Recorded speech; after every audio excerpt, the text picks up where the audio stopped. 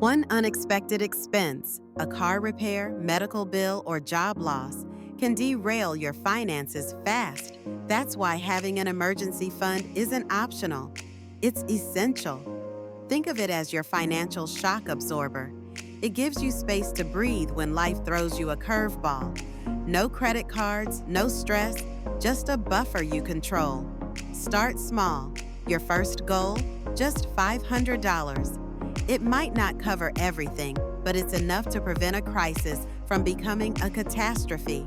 Keep this money separate. A high-interest savings account works best. It's safe, accessible, and earns a little interest while it sits there. Now make it a habit. Add a small amount monthly, $25, $50, whatever fits.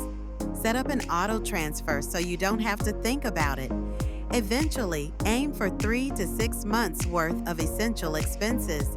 That's your full safety net. But don't let that bigger number scare you. It's built $1 at a time. The goal isn't to create a fortune overnight. It's to stop a setback from turning into a spiral. That's real financial peace of mind. Because emergencies don't wait, and you shouldn't wait to prepare.